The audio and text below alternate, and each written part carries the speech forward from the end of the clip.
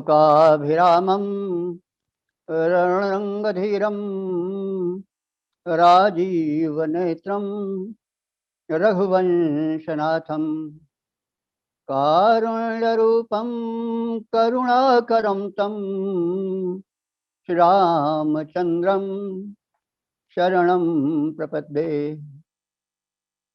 गिरायर्थ जल बीच सम कहियत भिन्न न भिन्न, बंदो सीता राम पद जिन्हि परम प्रिय खिन्न। सुधी श्रोताओं, मानस प्रेमियों, संप्रति हम तुलसी साहित्य में, विशेष करके तुलसी काव्य में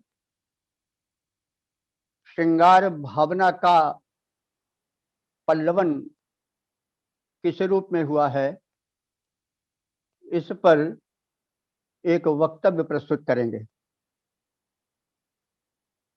तो हम सब जानते हैं कि मानव के हृदय में जो भाव समुपस्थित रहते हैं, सुप्त रूप में पड़े रहते हैं, वे ही भाव अनुकूल परिस्थिति में विभावानुभाव संचारी के संयोग से रस रूपत्व ग्रहण कर लेते हैं।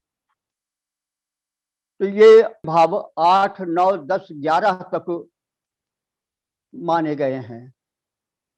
भरत ने अपने नाट्य शास्त्र में 8 भाव माने हैं, फिर 9, 10 और 11 तक मान्यता प्राप्त हुई। तो संप्रति तुलसी काव्य में श्रृंगार, इस विषय पर विचार किया जाएगा।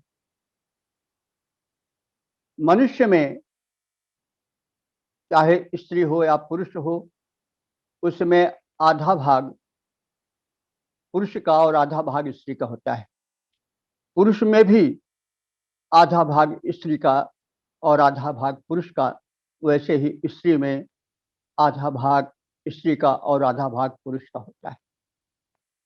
इसीलिए दोनों एक दूसरे के पूरक बनकर सृष्टि संचार में संयोग देते हैं और विधाता की सृष्टि संपूजित होती है। मानव सृष्टि का श्रृंगार है।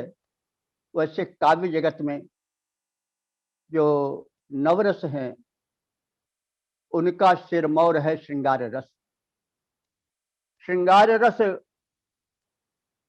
प्रेम का परिपाक होने पर हृदय में रस रूपत्व ग्रहण करता है। प्रेम का क्षेत्र बड़ा व्यापक है। यह पशु पक्षियों और पेड़ पौधों तक में पाया जाता है। पुष्प खिलते हैं, सुगंध फैलाते हैं, वो उनकी काम भावना का ही प्रचार प्रसार होता है। उस सुगंध और रूप रंग से आकर्षित होकर के कीड़े आते हैं और परागण की प्रक्रिया प्रारंभ होती है और उनके उपज के रूप में, उत्पत्ति के रूप में या उत्पाद के रूप में फल और अन्न आदि हमारे दृश्य में आते हैं। तो ये श्रृंगार बड़ा व्यापक है और इस श्रृंगार का 2 रूप है। एक रूप उसका कल्याणकर है, दूसरा रूप उसका जो है वो अनिष्टकर भी हो जाता है जब वो सीमा का अतिक्रमण करता है। वैसे काम का बड़ा महत्व है। काम ही सृष्टि का मूल कारण है। सृष्टा के हृदय में पहले काम उत्पन्न हुआ कि एको हम बहुत श्याम, परिणाम स्वरूप यह नाना रंग रूप में सृष्टि विस्तृत हुई।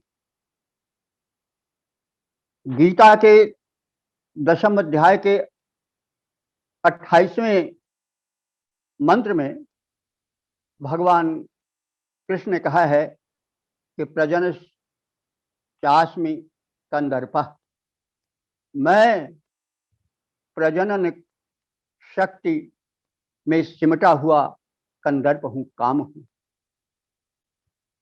तो इस काम का चित्रण तुलसीदास जैसे लोक नायक न करें, यह संभव नहीं है। यदि देखा जाए तो तुलसी का पूरा काव्य प्रेम का प्रसार है। प्रेम उसमें अत्यधिक प्रस्फुटित है। प्रेम का एक अंग रति होता है जो कि विपरीत लिंगियों में विकसित होता है।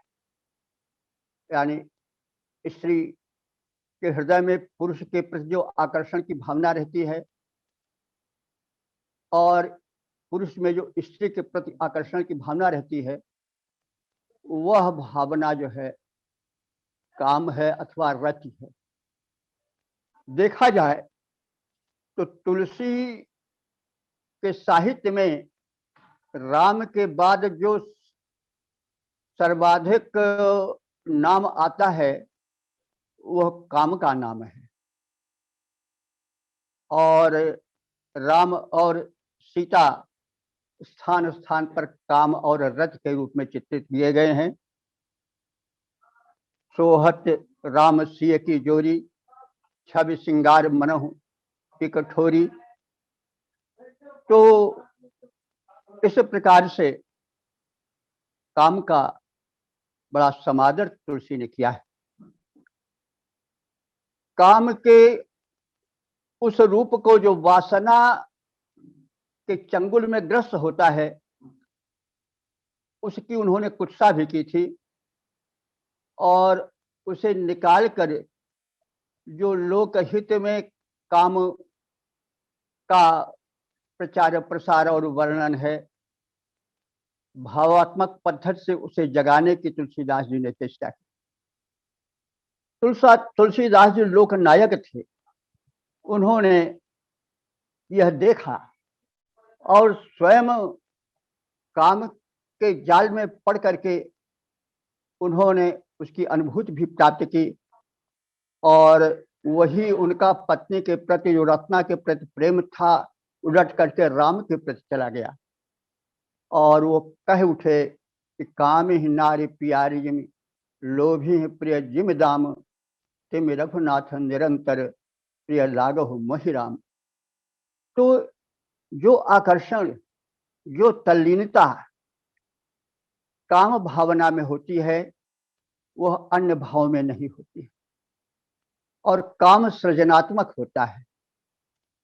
इसलिए तुलसीदास जी ने इस काम पर बड़ा ही बल दिया है और बड़े मनोयोग से इस काम का, विशेष करके रति भाव का, जो नारी के प्रति नर में और नर के प्रति नारी में होता है, उसका उन्होंने चित्रण किया है।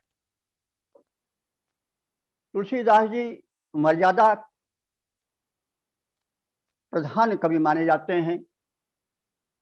इस कारण से ऐसी भी भ्रांति है कि तुलसी के काव्य में श्रृंगार हो नहीं सकता, अगर है भी तो उसका परिपाक नहीं हो सकता है, क्योंकि उनके जो पात्र हैं वो काम से बड़े दूर हैं।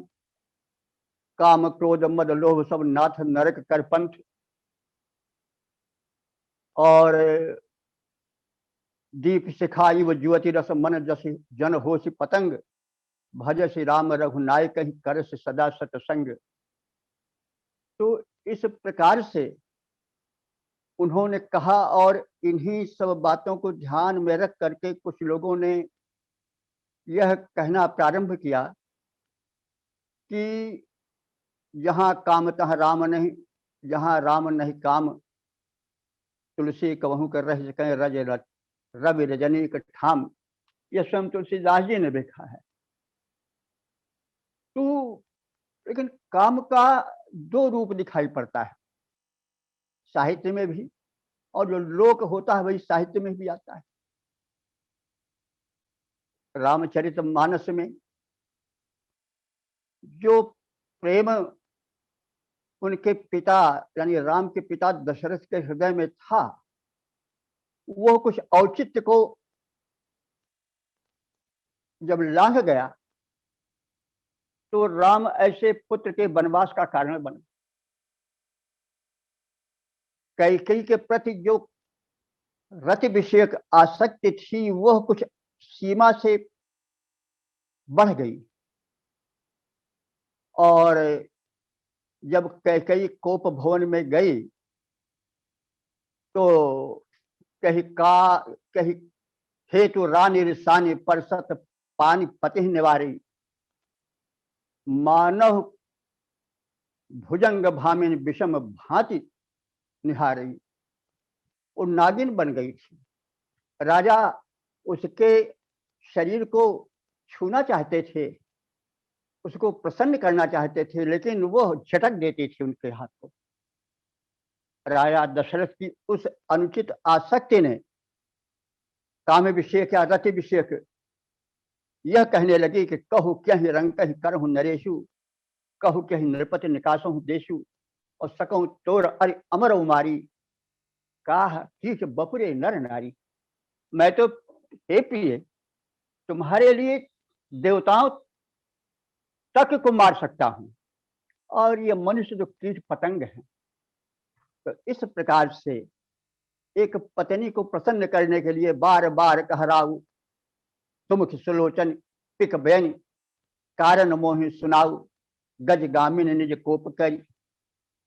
तो इस प्रकार से यह आसक्ति दशरथ के वीर चरित्र पर एक उंगली सी उठ जाती है। तुलसीदास जी ने कुछ विशेष नहीं कहा, लेकिन कुछ बात कवि कहता है और कुछ समझने के लिए छोड़ देता है। तो उनका संकेत था कि काम जब सीमा तिरेक कर जाएगा, जब रति भावना आसक्ति बन जाएगी, तब वो अनिष्टकारी हो जाएगी। परिणाम जो हुआ वो सब जानते हैं। इसलिए राम ने एक पत्नी व्रत धारण किया, और तुलसीदास जी के जितने सतपात्र हैं, क्या उर्मिला, क्या मांडवी, क्या भरत, क्या लक्ष्मण, सब एक नारी व्रत धारी। तो इस प्रकार से जो काम है वह बेलगाम नहीं होना चाहिए, तब उसके बराबर कोई दूसरा रस नहीं है। राजपूती युग को उन्होंने देखा था कि जितने युद्ध हुए सब प्रायः स्त्रियों को लेकर के हुए। जाकर बिटिया सुंदर देखें, कई घर जाए धरें करवाए। तो इस प्रकार से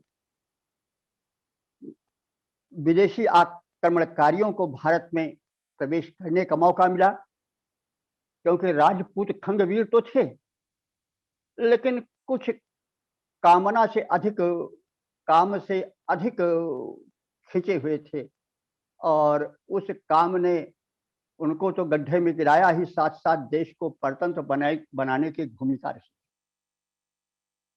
तो वो सब तुलसीदास जी देख और सुन चुके थे। इसलिए उन्होंने अपने मानस में इस काम को, इस रति को बहुत कुछ संवार और संभाल कर रखा। देखा जाए तो श्रृंगार का या रति भावना का जितना व्यापक और गंभीर वर्णन और चित्रण मानस में हुआ है, तुलसी साहित्य में हुआ है, उतना अन्यत्र नहीं हुआ है। इसके लिए हमें थोड़ा रसाभास पर ध्यान देना होगा। रसाभास जब मनुष्य का भाव, चाहे प्रेम भाव हो, चाहे क्रोध भाव हो, चाहे वीर भाव हो, उत्साह भाव हो, वह जब अपनी सीमा से गिर जाता है चित हो जाता है तो वो फिर रसाभास बन जाता है। जैसे प्रेम ही जब भारतीय सभ्यता संस्कृति के हिसाब से एक नारी को छोड़ करके दूसरी में आसक्त होता है, या यही किसी के हृदय में अपने पति को छोड़कर दूसरे के प्रति आकर्षण होता है, तो वही फिर एक अनर्थ की परंपरा प्रारंभ हो जाती है। और हमारे यहाँ व्यभिचार दोष माना गया है, बहुत बड़ा दोष माना गया है। और काम का शुद्ध रूप जो है वह एक नारी व्रत में या एक पातिव व्रत में फलता फूलता है। तो रावण की ओर एक प्रेम पल रहा था, जो पर नारियों के अपहरण को अपना एक व्यसन बना चुका था, और उसी कारण उसका नाश भी हुआ। रावण का ही नाश सीता के हरण के कारण नहीं हुआ, वरन एक निशाचरी सभ्यता का ही नाश हो गया। तो इसलिए काम को बड़े मर्यादित रूप में तुलसीदास जी ने रखा है। और अब हम इस विषय पर सीधे आवेंगे कि तुलसीदास जी का श्रृंगार किस प्रकार से शुद्ध श्रृंगार है, और तमाम कवियों द्वारा वर्णित जो श्रृंगार है वो श्रृंगार नहीं बल्कि श्रृंगार रसाभास है, क्योंकि वह परपति पर है। भले राधा कृष्ण का प्रेम एक भावना के स्तर पर कहा गया हो कि ब्रह्म और जीव का प्रेम है, लेकिन जनमानस पर उसका अच्छा प्रभाव नहीं पड़ा। कन्हैया शब्द मनचलों का पर्याय बन गया आगे चल करके, और जनता या लोग जो है उस सरलता की ओर झुक करके उसने मनचलेपन को ही एक आधार मान लिया, और कृष्ण का उदाहरण दिया, गोपियों को उदाहरण दिया, क्योंकि आदमी मूल में बहुत देर तक जाता है। जो मीराबाई थी वे भी कृष्ण की दीवानी थी, लेकिन मीरा की जो उत्कृष्टता थी वो एक अलग की थी। एक बार वो रूप गोस्वामी के समक्ष गई, जो उस युग के बड़े साधक और आचार्य विद्वान थे, और उन्होंने कहा कि हम स्वामी जी से मिलना चाहती हैं। तो उस समय जब उनके शिष्य गए यह समाचार बताए कि राजा रानी मीरा आपसे मिलना चाहती हैं, तो आचार्य जी ने उत्तर दिया कि मैं स्त्रियों से नहीं मिलता है, पसंद करता हूँ, ना मिलता हूँ।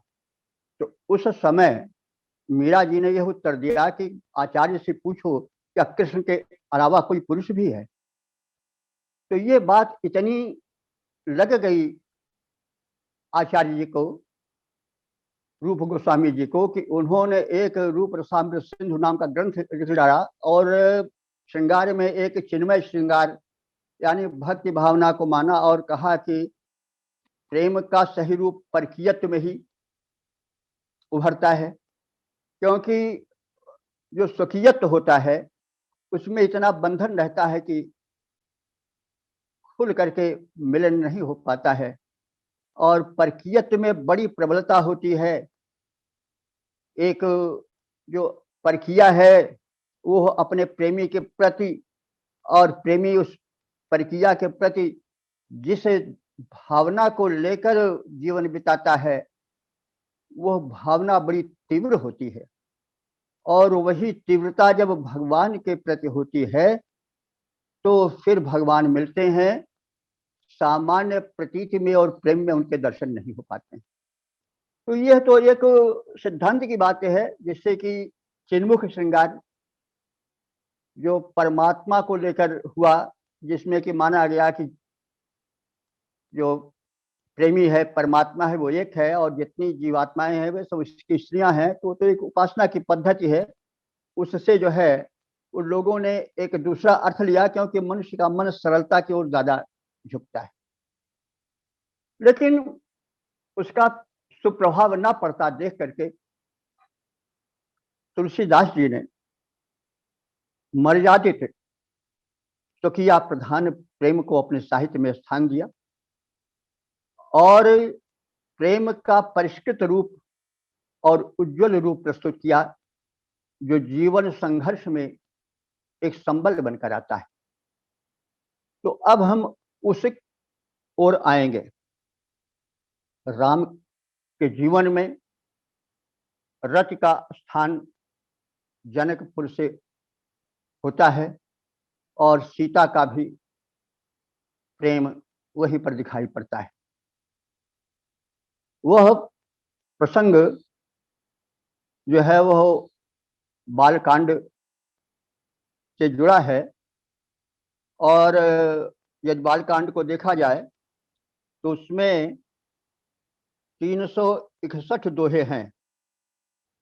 एक दोहे में 7 या 8 जो है वे चौपाइयाँ होती हैं, तब एक दोहा होता है और इस प्रकार से कुल 361 दोहे हैं।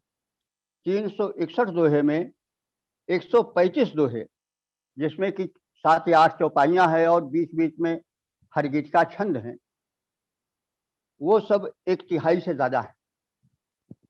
तात्पर्य यह है कि तुलसीदास जी ने इस स्वकीयत्व को, इस प्रेम की मर्यादा को विशेष ध्यान में रख करके अपने मानस में उसका चित्रण किया, ताकि जो प्रेम है, जो रति है, उसका जीवनोपयोगी रूप प्रस्तुत हो सके। क्योंकि अगर रति जो है वो भ्रष्ट हो जाती है, पथ से विचलित हो जाती है, तो उससे बहुत अनर्थ होता है और बड़े बड़े संग्राम हुए स्त्रियों को लेकर के।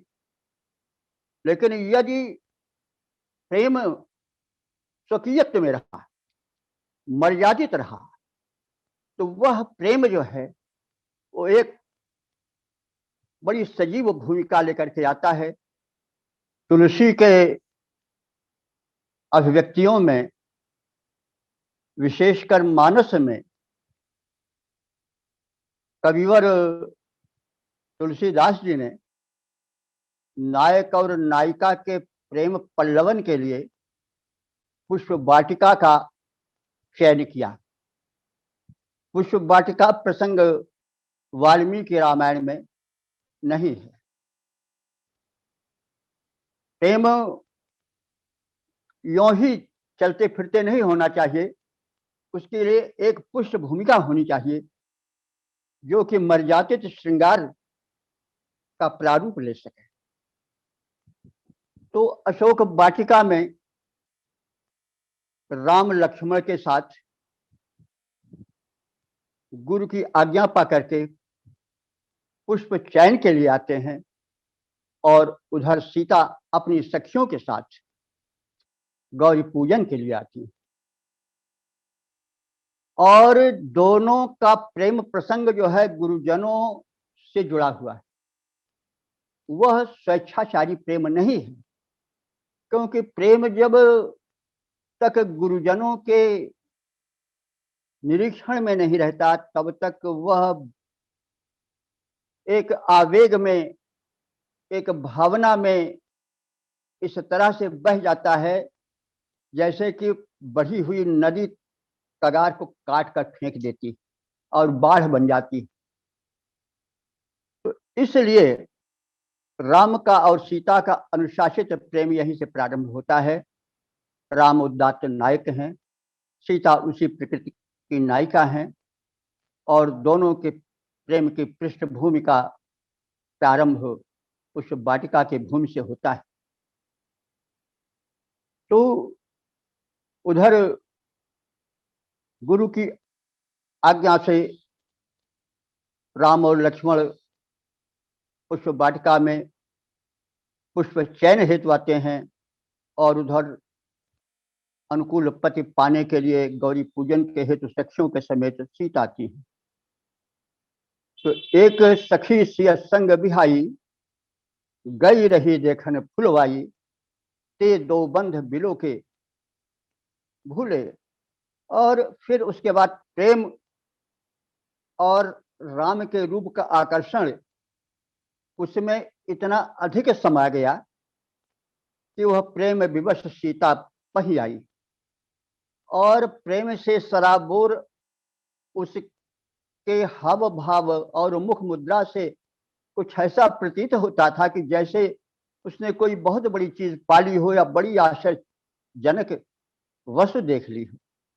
सखियां पूछती हैं कि किस लिए तुम इस प्रकार से विचित्र स्थिति में हो और क्यों इतनी प्रसन्न हो, कहु कारण निज हर्ष करी। तो वो कहती है कि श्याम गौर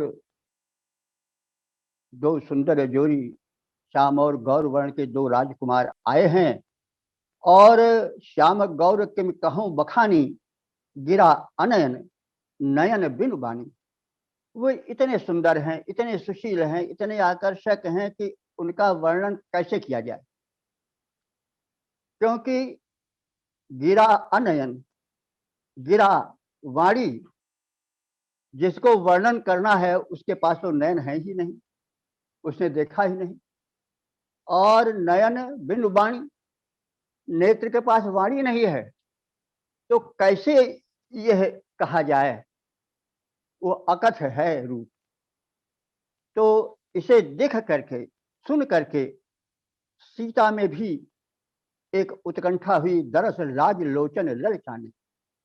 लेकिन उसके साथ साथ यह कहा गया कि उनका यह प्रेम अनर्गल ऐसे एक्सीडेंटल नहीं है, बल्कि नारद सुमिर सिय नारद बचन, उपजी प्रीत पुनीत।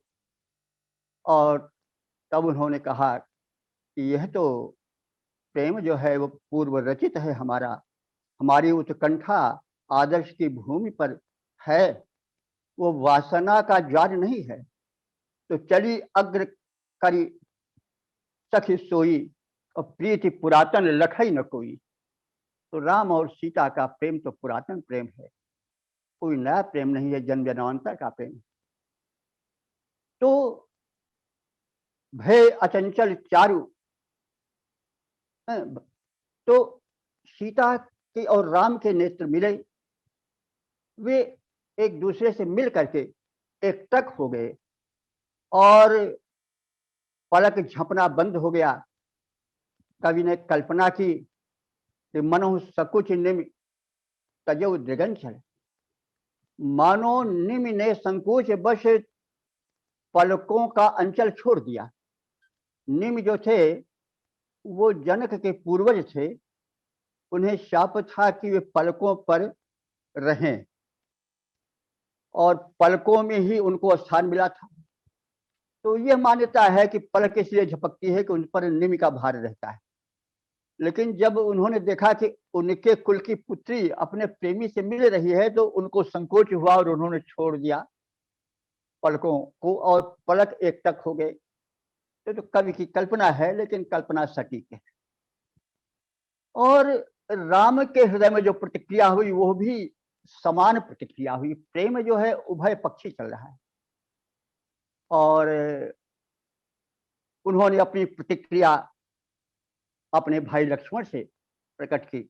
कंकन किंकिन नूपुर धुन सन, कंकन किंकिन नूपुर धुन सन, कहत राम सन लखन हृदय गुण, कहत लखन सन राम हृदय गुण, मानो मदन दुंद भी दीन ही, मनसा विश्व विजय करे दीन ही। कंकन किंकिन नूपुर धुन सुन, कहत लखन सन राम हृदय गुण, मानो मदन दुंद भी दीन ही, मनसा विश्व विजय करे दीन।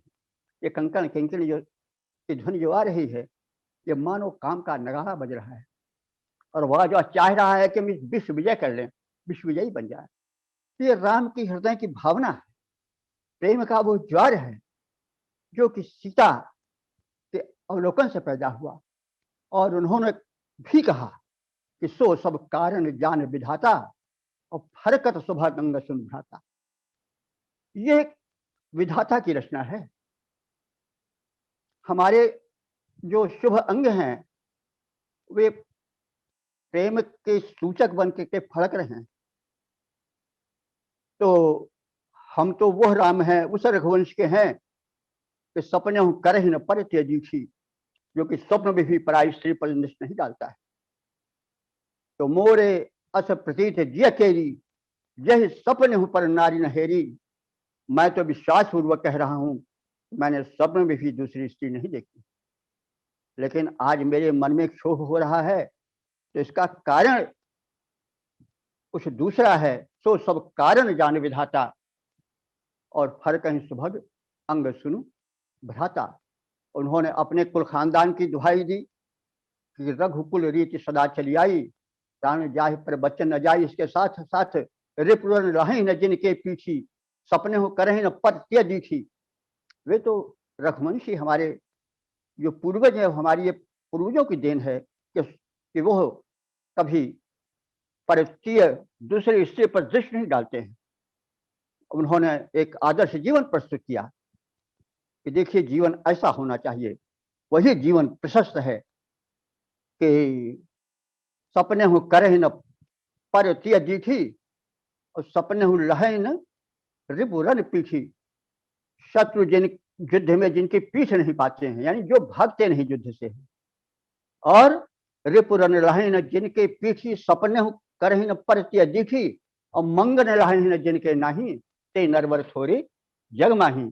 और जिनके दरवाजे पर मंगन कभी ना नहीं पाते हैं, मैं उस रघुवंश का हूं। और मोरे अस प्रतीत जिय केरी, यह सपने हो पर नारी नहेरी। लेकिन आज मेरा चंचल हो मन हो रहा है, तो सो सब कारण जान विधाता, हर कई सुभग अंग सुन भ्राता। तो इस प्रकार से जो है वह राम और सीता दोनों के हृदय में प्रेम का समान जागरण हुआ, और यह प्रेम का समान जागरण जो है वो श्रृंगार है। जब प्रेम एक पक्षीय होता है तो वह अधूरा होता है, एकांगी होता है। तो राम और सीता में समान प्रेम हो रहा है। और देखन मिस मृग बिहग तरु फिरई बहोरी बहोरी, और देख देख रघुनाथ छवि बाढ़ई प्रीत न छोरी। सीता देखन मिस खग बिहग तर, चलो वहां उस पक्षी को देखने नहीं देखा, फिर चलना है उसी बहाने, फिर कहें देखो वो मृग जो था उसने नहीं देखा, उसको देख लिया जाए। देखन मिस खग बिहग तरु फिरई बहोरी बहोरी, राम को देखने के लिए बार बार चक्कर काट रहे हैं राम, और उधर से सीता का समुदाय भी काट रहा है, सीता भी काट रही हैं। और सीता को देख देख रघुवीर तन बाढ़त प्रीति न छोड़ी। तो लेकिन अंत में उन्हें संकोचवश राम और लक्ष्मण को गुरु आज्ञा और गुरु के अनुशासन से प्रेरित होकर के अशोक वाटिका, वो मतलब पुष्प वाटिका छोड़नी पड़ी। और सीता को अपने माता के भय से इतना विलंब जो लग रहा है वो उचित नहीं है, हम माँ से क्या जवाब देंगे, कहाँ रुकी थी। यह अनुशासित प्रेम है, उच्छृंखल प्रेम नहीं। तो दोनों समान रूप से छोड़ते हैं पुष्प वाटिका, परस्पर प्रेम से सिक्त हुए, और गौरी भवन में सीता जाती हैं और कहती हैं जय जय जय गिरिराज किशोरी, जय महेश मुखचंद्र चकोरी, जय गजवदन सदानन माता। तो और कहती हैं कि मोर मनोरथ जानो के, बसो सदा उर्पुर सबही के। अपने मने मन कहती हैं कि मैं आपसे क्या कहूँ, आप तो अंतर्यामी है, मेरे मन की भावना जाती है। फिर उसकी स्वीकृति गौरी से मिल जाती है कि मन जा हिराचो मिले सोवर, सहज सुंदर सांवरो, करुणा निधान सुजानशील, स्नेह जानत रावरो। मुहर लग गई कि तुम्हारा प्रेम जो है वो सही प्रेम है, मर्यादित प्रेम है। और उनको गौरी का आशीर्वाद प्राप्त हुआ।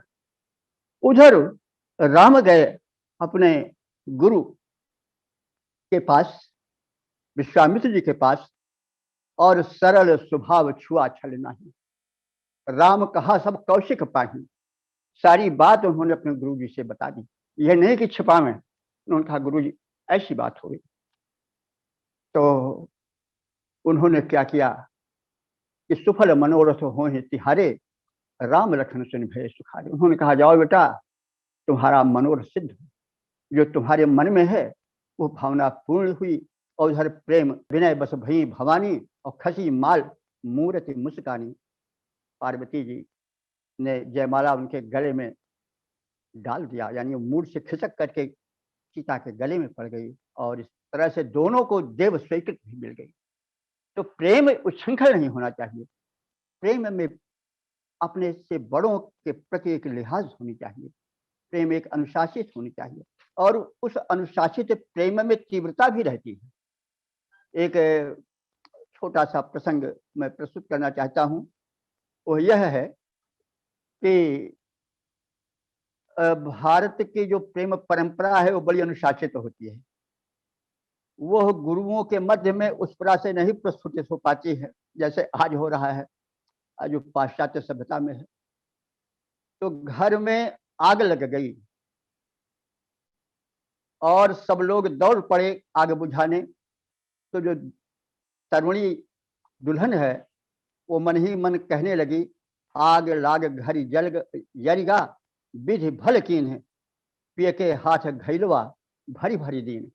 सबके सामने अपने प्रियतम पति के हाथ में घैलवा माने जो घड़ा है वो देने का अवसर तो प्राप्त हुआ, नहीं तो सामने आ ही नहीं मिलता था। तो मर्यादा तो प्रेम मने मतलब उसमें घर के जल जाने का शोक नहीं है, प्रियतम के स्पर्श में जो एक तीव्रता है, प्रेम का वो प्रवाह है सरल, वो दिखाई पड़ रहा है।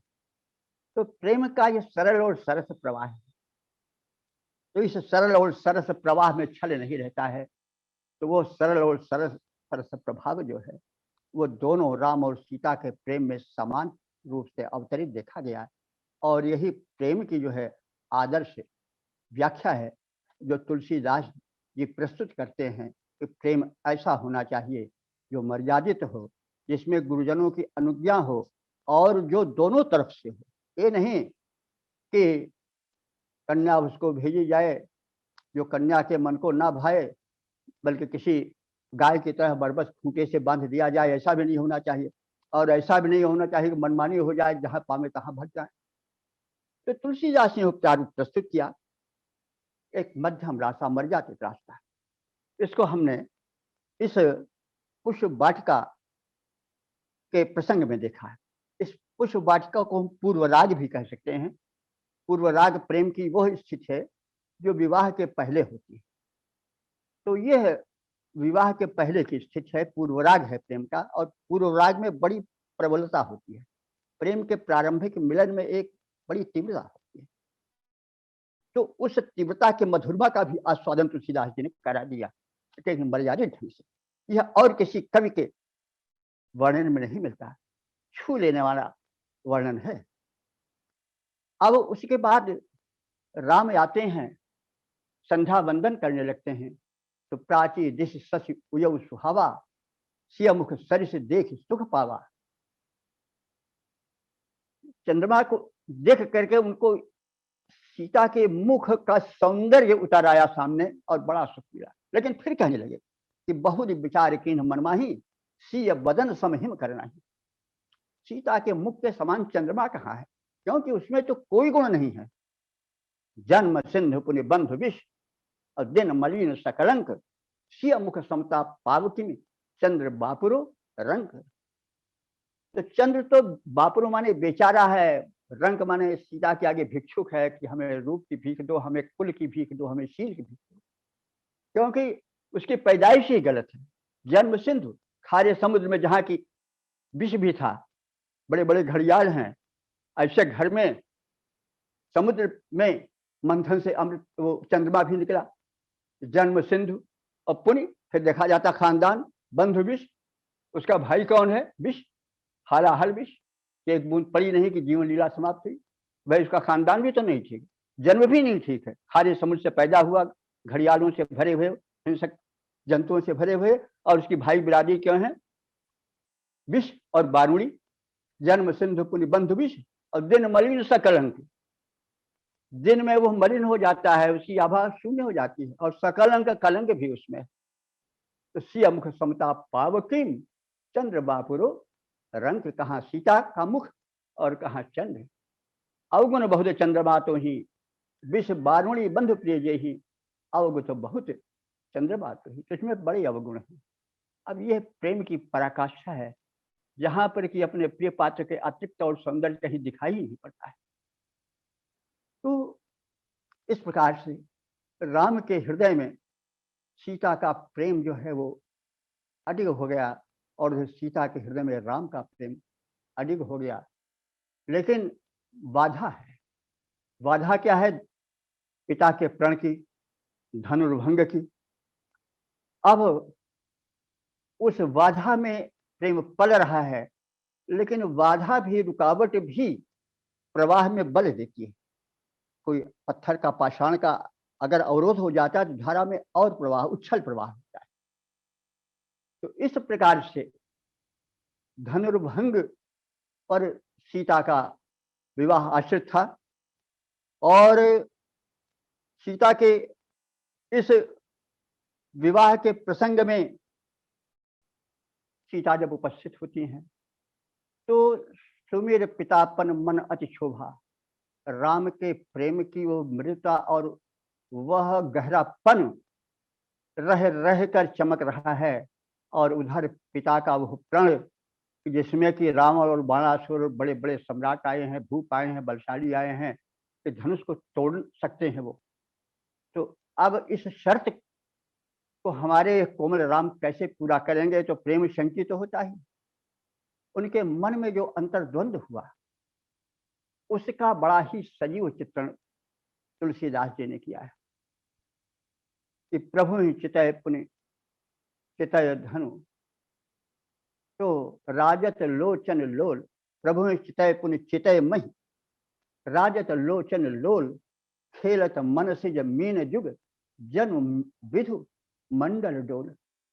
एक तरफ वो धनुष देखती हैं, एक तरफ वो छिप करके राम को देख लेती हैं, और फिर धरती को देखती हैं। धरती को इसलिए देखती हैं, धरती उनकी माता है, वो अवनी कुमारी है, धरती की पुत्री है, और संकोच से भी धरती को देखा जाता है कि ऐसा न हो कोई हमें देख ले कि हम अपने प्रिय राम को देख रही हैं। तो प्रभु ही देख पुनि, प्रभु ही चितय पुनि चितय मही, राजत लोचन लोल।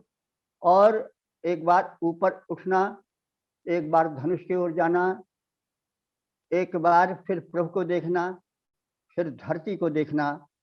इस समय उनके नेत्र ऐसे प्रतीत हो रहे हैं कि खेलत मन से जमीन जन, खेलत मन से जमीन जुग, जन विधु मंडल डोल।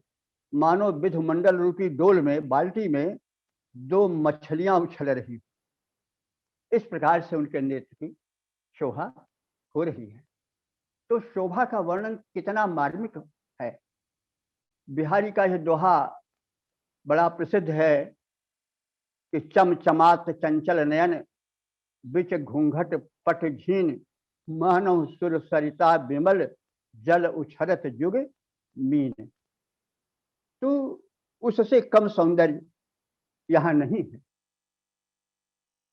राम ने अनुभव किया सीता के सौंदर्य को, और उनके मन में आया कि छवि गृह दीप शिखा ज्यों बरई, और सुंदरता कहाँ सुंदर करे। सीता तो छवि गृह दीप शिखा जन बरई, मानो छवि का एक महल है सुंदर सा, और उसमें सीता का रूप दीप शिखा की तरह उसको प्रज्वलित कर रहा है। तो छवि के गृह में मानो जलती हुई दीप शिखा हो, दीप शिखा के द्वारा तन की दीप्ति, और साथ ही साथ उसका छरहरापन, उसकी उज्ज्वलता का रूप साकार होता है। और छवि के घर में दीप शिखा का जलना किस प्रकार से रूप सौंदर्य की दीप्ति को आलोकित कर रहा है। इसी दीप शिखा के उपमा के कारण कालिदास को दीप शिखा की उपमा दी गई।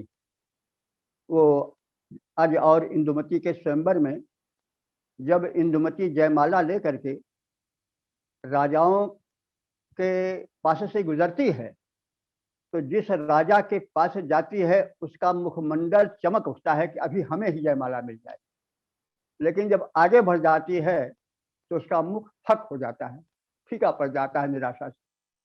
फिर जिसके सामने जाती है उसका मुखमंडल चमक पड़ता है कि जयमाला अब हमें पड़ जाएगी, लेकिन नहीं पड़ते, फिर आगे बढ़। तो इसको कालिदास ने कहा है कि संचारिणी दीप शिखे वरातौ यमियम व्यतीताय पतिम बरासा नरेंद्र मार्गाट विव प्रपेदे चिरेण विवर्ण भावम सस भूमि पाला। वह राजा वैवर्ण भाव को, मलिन भाव को, मुखमंडल के फक हो जाने की स्थिति को प्राप्त होता है, जिसके आगे से वो दीप शिखा की भांति ज्योतित इंदुमती निकलती है और फिर चली जाती है। तो दीप शिखा आती है तो कोई महल जो है वह चमक उठता है, फिर चली जाती है तो अंधकार में डूब जाता है रात के। आशा भी निराशा भी वही क्रम है। लेकिन मेरे विचार से यह जो छवि गृह दीप शिखा जनवरी सुंदरता कहाँ सुंदर करी, सीता का रूप सुंदरता को भी सुंदर बनाने वाला है, और मानो छवि के भवन में दीप शिखा प्रज्वलित हो रही। तो यह कालिदास के इंदुमती स्वयंवर के इंदुमती की शोभा से कम नहीं है। बड़ा अच्छा औपम्य विधान है, जिससे कि सीता के तन की दीप्ति और सौंदर्य का एक बड़ा ही प्रभावी जो है वो रूप प्रस्तुत होता है। तो इस प्रकार से जो सीता के हृदय में राम विषयक उहापोह चल रहा है, प्रेम का जो अंतर्द्वंद चल रहा है, वो किसी कोमल प्रेमी के हृदय में चलने वाले अंतर्द्वंद का साकार रूप है, और उसे प्रकट करना कवि के कौशल का द्योतक। और इस प्रकार से प्रेम के अंतर्द्वंद और प्रेम के भारतीय मान्यता के हिसाब से संकोच में ढका हुआ और पर्दे में मंडित रूप जो है वही सही रूप है। लाज भरे सौंदर्य बता दो, मौन बने रहते हो। तो सौंदर्य में जब लज्जा रहती है तभी उसका वास्तविक आकर्षण रहता है। और कहा गया है कि सर्व ढके सोहत नहीं, उघरे होत कुवेश, अवर्ध ढके छवि पायत कवि अक्षर कुछ केश। चाहे कवि के अक्षर हो, जब सीधे सीधे सब भाव कह दिया गया तो भी नहीं, वक्रोक्त होना चाहिए, उसमें कुछ बंकिम ढंग से कहा जाना चाहिए। कुछ अगर पूरा खुल जाए तो भी अशोभन हो जाता है, घृण्य हो जाता है, और अगर बिल्कुल दबा रहे तो भी नहीं छवि देता है। अर्ध ढके अर्ध खुले छवि अर्ध ढके छवि पाइए कवि अक्षर कुछ केश। ही बात, केश को बिल्कुल झखरा ऐसा खोल दिया जाए, केश का सौंदर्य समाप्त हो जाता है। केश थोड़ा घूंघट में रहे, थोड़ा ऊपर से दिखाई पड़े, उसी प्रकार से नेत्र है और उसी प्रकार से मुखमंडल है। जब कुछ ढका हो कुछ खुला हो तो फिर उसकी शोभा कुछ विचित्र होती है, और यही सौंदर्य की सही परिभाषा है भारतीय सौंदर्य की। तो अर्ध ढके हैं छवि पाइयत कवि अक्षर कुछ केश, सर्व ढके सोहत नहीं उघरे होत कुबेश। तो ये जो कवियों ने रूप और सौंदर्य की मान्यता स्थिर की है, तुलसीदास जी का श्रृंगार उसमें पूरा खरा उतरता है। और फिर धनुर्भंग का अवसर आता है और सीता के हृदय का अंतर्द्वंद चलता रहता है।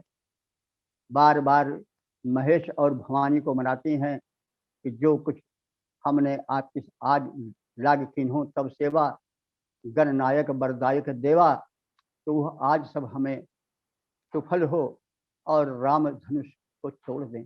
इस प्रकार से एक संकोच और एक उहापोह में जो सीता के हृदय में प्रेम भावना प्रकट हो रही है, उसमें कितनी तीक्ष्णता है।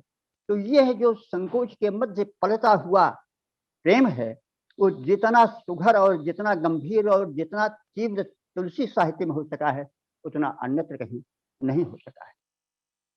तो अब हम आगे बढ़ते हैं। तो क्या होता है, धनुष टूट जाता है। धनुष टूटने के बाद एक हर्ष की फुहार छूट पड़ती है सीता के हृदय में, सखियों के हृदय में, जनक के पक्ष वालों में और सीता की माता में। उस समय सखियां चलती हैं, सीता के हाथ में जयमाला होती है और वे आगे बढ़ते हैं। लेकिन यहाँ पर थोड़ा प्रेम में विनोद देखिए तुलसीदास जी ने किस प्रकार से पिरोया है। सखे कहें प्रभु पद गहि सीता और नहीं परसत पग पाने सभीता। सखिया कह रही कि चरण छुओ तुम्हारे पति हो गए अब, लेकिन नहीं छू रही। अब उसमें छोटा सा विनोद है कि सुमिर सी वो सीता को स्मरण हो जाता, क्या स्मरण होता है, गौतम की सूरत कर नहीं परसत पद पानी।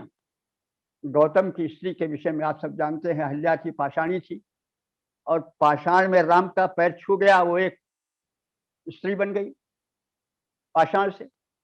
तो सीता के आभूषणों में तो जगह जगह पर पत्थर हैं, हीरे जवाहरात हैं, तो वो कहीं छू गए राम के पैर से तो तमाम सौतें बन जाएगी।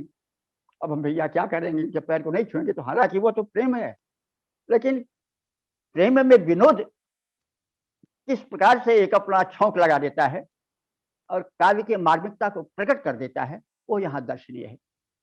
तो सखिन कहत प्रभु पद गहु सीता नहीं परसत अति प्रेम पुनीता। तो वो फिर तो गौतम तिय की सूरत करी नहीं परसत पद पानी और उर बिहसे रघुवंश मनि प्रीत अलौकिक जाने। राम समझ गए, वे मुस्कुरा उठे, यह प्रेम गंभीर है, यह विनोद है। तो हम देखेंगे कि तुलसीदास जी ने प्रेम में जहां तहां बड़ा अच्छा विनोद भी प्रस्तुत किया है, और वह विनोद जो है उनके श्रृंगार में एक और चमक ला देता है। तो इस प्रकार से जब आगे और मामला चलता है तो फिर क्या होता है कि सीता और राम बैठ जाते हैं, विवाह होता है और भावनें पड़ने लगती हैं। तो होने लगी भांवरी, तब सीता और राम का रूप जगमगात मणि खंभन माही। तो सीता और राम का रूप मणि के खंभों में जगमगा रहा है प्रतिबिंबित होकर के। मनोह काम रति धरी बहुरूपा देखत सिय विवाह। मानो अनेक काम और रति हो जो कि राम के विवाह को देखने के लिए आए हो। तो राम और सीता का जो प्रतिबिंब पड़ रहा है मणि के अनेक खंभों में, वह अनेक राम और सीता को दिखा रहा है। तो राम और सीता तो एक एक हैं, दो ही हैं, युगल हैं, लेकिन जो अनेक हैं वो क्या है, मानो काम है। तो राम की शोभा और सीता की शोभा, राम की शोभा काम से और सीता की शोभा काम की पत्नी रति से दी गई। और ऐसा प्रतीत होता है कि मानो अनेक काम और रति अपने से अधिक आकर्षक समझ करके उस विवाह में छल छोड़ करके देखने आ रहे हों। तो वो मणिखंभों में जो प्रतिबिंब हो रहा है वैसा प्रतीत होता है कि मनो काम रति धरि बहु वैसा और देखत राम विवाह अनुपा। अब ये तो चला और फिर सोहत राम सिय की जोड़ी। अब तुलसीदास जी ने अपनी तरफ से अपनी साझीदारी की। यह तो परस्पर अंतर्द्वंद के रूप में प्रेम के दिखाया गया, प्रेम का पल्लवन। अब जो है वो तुलसीदास जी की अपनी साझेदारी है, वह कह रहे हैं कि सोहत राम सिय की जोड़ी छवि श्रृंगार मनोह इकठोरी।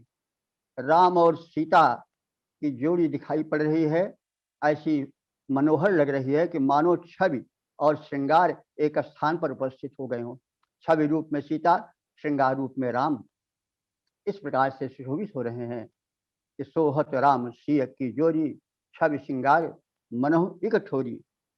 अब कवि अपनी साझेदारी करते हुए वर्णन के आगे बढ़ रहा है कि भाई अब हम सीता की शोभा का वर्णन किस प्रकार से करें।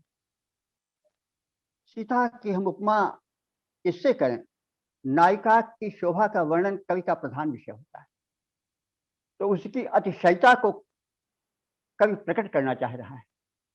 और जो शोभा के तमाम प्रतिबिंब थे, तमाम मान्यताएं थी, तमाम उपमान थे, उनको प्रस्तुत कवि कर रहा है। कि जो पठतरिय तीय समसिया कहाँ जुवत जग अस कमनिया। अगर हम सीता की तुलना स्त्रियों से करें सांसारिक तो प्रश्न नहीं उठता कि उनके समान कोई सुंदरी छरहरी दीप्तिवती स्त्री है, कोई प्रश्न नहीं होता। अब हम अगर सरस्वती जी से उनकी उपमा करें, पार्वती जी से उनकी उपमा करें, लक्ष्मी जी से उनकी उपमा दें तो भी हमको उचित नहीं समझ पड़ती। क्योंकि जो छवि फिर कैसे कि गिरा मुखर तनु अरथ भवानी। गिरा जो सरस्वती हैं वो बड़ी बाचाल हैं, बहुत बोलती, तो भी दोष है बहुत बोलना भी। तो गिरा सरस्वती जो शोभावती मानी जाती हैं वो मुखर हैं, तो कैसे सीता तो मुखर नहीं है। तो गिरा मुखर तनु अरथ भवानी, पार्वती जी भी बड़ी सुंदरी मानी जाती हैं, लेकिन वो आधे अंग वाली हैं, क्योंकि आधांग तो शिव जी का है, उनमें अर्धांग तो वे खंडिता हैं, आधा अंग शिव जी का है उनका अर्धांग। और अभी सीता जी तो अर्धांग नहीं, अभी तो पूरी की पूरी है, अभी तो कन्यादान हुआ नहीं। तो जो तो फिर क्या है कि गिरा मुखर तन अरथ भवानी और रति अति दुखित अतन पति जानी। रति जो है कामदेव की स्त्री, वो अतीव सुंदरी मानी जाती है, लेकिन वो बड़ी दुखी रहती है, उसका मुखमंडल मलिन रहता है, क्योंकि उसका पति तो अतनु है, शरीर नहीं है। शंकर जी ने काम को जला दिया था, वो अतनु हो गया, मनोज हो गया, केवल मन में रहता है, शरीर में नहीं रहता। पहले कामदेव सशरीर वो देवता है, और कामदेव को तुलसीदास जी ने बड़े मान से कहा है, और कहा है कि काम को देवता माना है, और कहा है कि परम श्रुति कहा परम धर्म उपकारा है। कामदेव कहता है कि शंकर जी से मैं लोहा लूंगा तो मेरा मरण तो निश्चित है, लेकिन आप सब देवताओं का और संसार का भला हो जाएगा। शिव जी की समाधि टूट जाएगी, और पार्वती और शिव के विवाह होने से जो पुत्र पैदा होगा उससे राक्षसों का वध होगा, तो ठीक है, ये लोक कल्याण है, इसके लिए मैं अपने को कुर्बानी दे रहा हूं। तो कामदेव वो है जो कुर्बानी देता है। तो अब यहाँ प्रसंग ये है कि कामदेव को हमने सार्थकता इसलिए की कि कामदेव को तुलसीदास जी ने देवता माना है और ऊंचा स्थान दिया है, उसको परोपकारी माना है। तो उसने अपने शरीर को जला दिया परोपकार में, शंकर जी की समाधि जगाने में वो जल गया, लेकिन उससे जो पुत्र उत्पन्न हुआ उसने जो है वो राक्षसों का वध किया। तारक असुर समर जह मारा, तब जन्मों सठ बदन कुमारा, तारक असुर समर जह मारा। तो अब तुलसीदास जी कह रहे हैं कि गिरा मुखर तनु अरध भवानी। अगर मैं कहूँ कि सरस्वती की तरह सीता जी हैं तब तो गलत हो जाएगा, क्योंकि वह मुखर हैं, बड़ी बाचाल हैं। और तन अरध भवानी अगर पार्वती जी की तरह कहें तो वो तो आधे ही शरीर की है, शंकर जी को उनका आधा शरीर है अर्पित है। और क्या रथ अति दुखित अतन पति जानी, रथ का पति ही नहीं है, सूक्ष्म है, इसलिए वो भी दुखी है। और विष बादमनी बंधु प्रिय जही कहिए, रमा सम किम वैदेही। और रमा यानी लक्ष्मी के समान वैदेही सीता जी की हम उपमा कैसे दें, क्योंकि उसके जो भाई बिरादरी हैं वो तो बड़े दूषित हैं। उसके भाई क्या, विष बारुणी, विष और वारुणी, जहर और शराब उसके भाई हैं, तो उसका तो कलंकित कुल है। इसलिए कहिए रमा सम किम वैदेही, हम रमा लक्ष्मी और सीता की तुलना कभी नहीं कर सकते। तो फिर कवि कह रहा है कि फिर हम कैसे किस रूप में तुलना करें, तो कहें हाँ भाई एक शर्त है कि फिर से सागर मंथन हो और फिर से लक्ष्मी जो निकले हैं तो उनसे हम कुछ तुलना सीता जी की कर सकते हैं। वो कि शोभा रज मंगर सिंगारू, जो है शोभा रज मंदर सिंगारू, और जो छवि सुधा परम पयोनिधि हुई। छवि जो है वो सुधा की तरह समुद्र बन जाए, जो छवि का समुद्र है वही पयोनिधि, वही क्षीर सागर बन जाए। छवि अमृत तुल्य छवि यदि पयोनिधि बन जाए, क्षीर सागर बन जाए, और परम रूप में कच्छप सोई। और उसमें समुद्र मंथन में जो कच्छप था, तो वो कच्छप तो बड़ा कठोर पीठ वाला था, लेकिन वो कच्छप ना रहे, परम रूप स्वयं रूप, जो रूप है, सौंदर्य है, स्वयं कच्छप बनकर आ जाए। और शोभा रज, जो शोभा है वही रज बने। तो सामान्य जो वो सागर मंथन हुआ था, तो उसमें शेषनाग की रस्सी बनाई गई, बड़े जोर की फुफकार फेंकते थे, तो जहरीले थे, तो भाई तब लक्ष्मी निकली थी, वो तो हमको नहीं मान्य है। तो उसमें फिर रज किसकी हो, रस्सी किसकी हो, शोभा, शोभा की रस्सी हो। मंदर सिंगारू, और जो उस लक्ष्मी के निकलने में मंथन में वस्तु प्रयोग हुई थी मथानी के रूप में, वह तो मंदराचल पर्वत हुआ। पर्वत तो बड़ा कठोर, बड़ा टेढ़ा मेढ़ा होता है। तो लेकिन जब छवि रूपी समुद्र मथा जाए, तो उसमें श्रृंगार स्वयं मंदिर बनकर आवे। और मथे पानी पंकज निज मारू, जिससे लक्ष्मी निकली थी, उस समुद्र को तो मथने वाला कौन था? राक्षसों का दल एक तरफ था, दैत्यों का दल था, और देवता का भी दल था, यानी दोनों मिले थे, राक्षस भी उसमें शामिल थे। तो नहीं भाई, यह नहीं होना चाहिए। उसमें क्या हो, मथे पानी पंकज निज मारू, मारू माने कामदेव, अपने कमलवत हाथों से मंथन करे। तो इस प्रकार से छवि रूपी अमृत का क्षीर सागर हो, और उसमें रूप स्वयं कच्छप बने, शोभा की रस्सी हो, और मंदर श्रृंगार जो है स्वयं मंदराचल बने, मथानी बने, और कामदेव आकर के अपने कमलवत हाथों से मंथन करे। तो यही विधि, यही विधि उपजय लक्ष्य जब सुंदरता सुख मूल, तदपि सकोच समेत कवि कह सुम तूल। इस प्रकार से जब लक्ष्मी निकले और तब प्रकट हूं, तब हम मानेंगे कि दिव्य रूप लक्ष्मी आया, लेकिन तब भी हम प्रसन्न नहीं होंगे, और यह नहीं कहेंगे कि सीता की शोभा को पा रहा है। तदपि सकोच, तभी हमको संकोच रहेगा। तदपि सकोच समेत कवि कहा सिय समतुल, तब हम अत्यंत संकोच भाव से कहेंगे कि हाँ, सीता जी की शोभा के बराबर ही यह कुछ कर सकता है। इस प्रकार से कवि ने अपनी साझेदारी की सीता के रूप वर्णन में, और दिखाया कि सीता के रूप की में दिव्यता है, दीप्ति है, लेकिन उसके साथ साथ उसमें परम पवित्रता है, उसमें कर्कशता नहीं है, उसकी उत्पत्ति बड़ी ही दिव्य रूप से हुई। तो इस प्रकार से यह कवि की साझेदारी हुई। तो इसके पश्चात दिखाया जाता है कि राम जो हैं वो घोड़े पर चढ़े हुए हैं, चारों भाई हैं, लेकिन यह बर बाज राम असवारा, कहीं शोभा को बर नहीं पा रहा। जन काम जन बाज बेश बनाई मनसिज, आई तहाँ पर सो भई, आई हय जिम सो भई। तो मानो घोड़े के रूप में कामदेव आ गया हो, और उस बरबाज माने श्रेष्ठ बाज पर राम असवार है। इससे संदेश कवि दे रहा है कि भाई, काम तुम पर सवारी न करे, लेकिन तुम काम पर सवारी करो।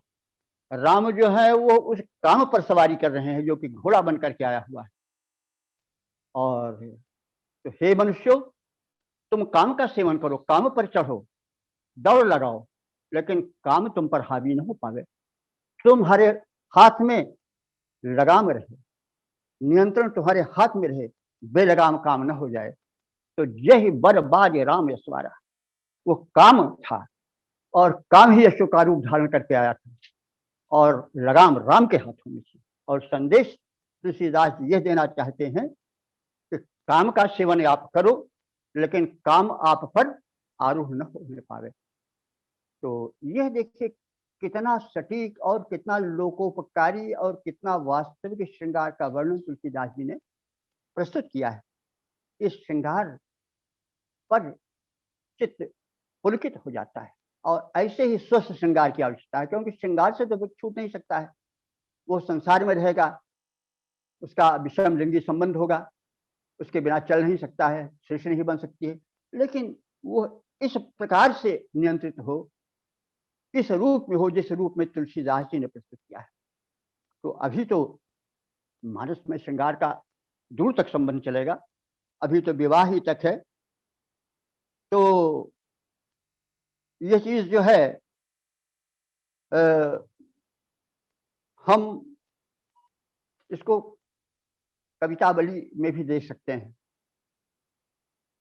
जो है दूल्हा श्री रघुवीर बने दुल्ही से सुंदर मंदिर माही, और राम को रूप निहारत जानकी कंगन के नगती परछाही, और ताते सबे सुधि भूल गई करते के रही पलटारत न। विवाह हो रहा है, सीता जी का हाथ नगीने से भरे हुए कंगन से युक्त है, उसमें राम की छवि प्रतिबिंबित हो रही है। वो कितने मौके से, कितने चुपके चुपके, चोरी चोरी अपने प्रियतम को देखे जा रही हैं। वो कितना सुंदर दृश्य प्रस्तुत किया गया है। सौंदर्य का पान हो, एक नियंत्रण में हो, एक सीमा में हो। तो राम को रूप बिलोकर जानकी कंगन के नग की परछाही, ताते सबे सुध भूल गई कर टेक रही पल टारत नहीं। विवाह के तमाम क्रियाएं होती हैं, लहकौरी वगैरह, एक दूसरे को कुछ दही वगैरह खिलाया जाता है, लेकिन सीता जी हाथ जमाए हुए हैं, कंगन में राम का सुंदर सलोना रूप प्रतिबिंबित हो रहा, उसी पर दृश्य गड़ाए हैं, और ताते सबे सुधि भूल गई कर टेक रही पल टारत नहीं परत कहीं भांजती। तो इस प्रकार से राम का जो रूप है वो सब यहाँ पर बड़े सुंदर रूप में और बड़े ही मर्यादित रूप में रखा गया है। प्रेम में गंभीरता, प्रेम में शालीनता, प्रेम में नियंत्रण, प्रेम में गूढ़ता, प्रेम में मर्यादा, जो भारतीय संस्कृति की शोभा है और जो वैवाहिक जीवन को चारुतर से चारुतम बनाता है, जो धरती को स्वर्ग बनाता है, जो परिवार को और उत्पन्न होने वाली संतानों को एक चरित्रवान रूप देता है, वो श्रृंगार तुलसीदास जी का श्रृंगार। और उनका श्रृंगार सर्वभावेन पुष्ट है, उसमें तीव्रता है, उसमें चुभन है, उसमें लगन है, उसमें मर्यादा है, उसमें भावना है, उसमें तल्लीनता है, उसमें दीप्त है, उसमें चमक है, उसमें कहीं उच्छृंखलता नहीं है। और ये श्रृंगार, यही जो है भारतीय मान्यता है।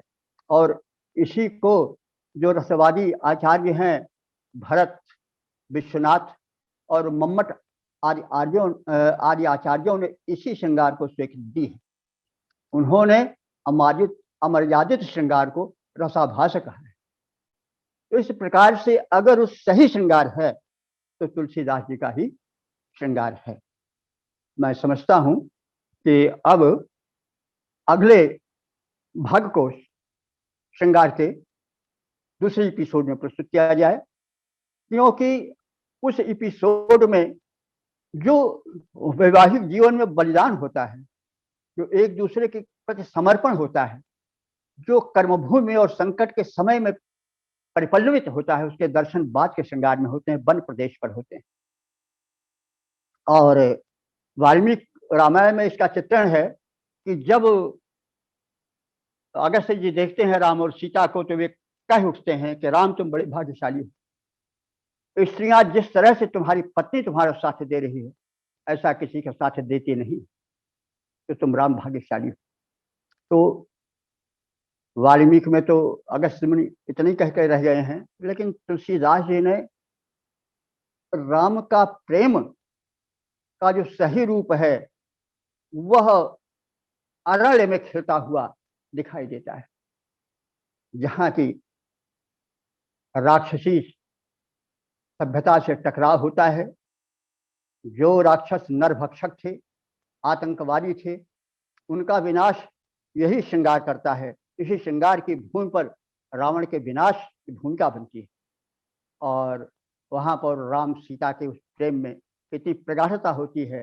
राम और सीता उस सुख में, उस कष्ट के उस वन में जहाँ की सांप, बिच्छू, शेर, व्याघ्र भरे हुए हैं, जहाँ की कथेली पथली जमीन है, उसमें श्रृंगार राम और सीता का प्रफुल्लित होता है। वे एक दूसरे के प्रति किस प्रकार से समर्पित रहते हैं। सेवहि सिय राम रघुवीरहि, जिमि अविवेकी पुरुष शरीरहि। राम की सेवा सीता उसी प्रकार से करती हैं जैसे अविवेकी पुरुष शरीर के की सेवा करता है। वो भूल जाता है अपने कर्तव्य को, मांस मदिरा क्या क्या खाने के लिए शरीर सुखी रहे, पुष्ट रहे। वो उसी में जैसे सब कुछ भुला करके लगा रहता है, वैसे सीता राम की सेवा कर रही है। और जुगव ही राम लखन सिय कैसे, पलक बिलोचन लोचन जैसे।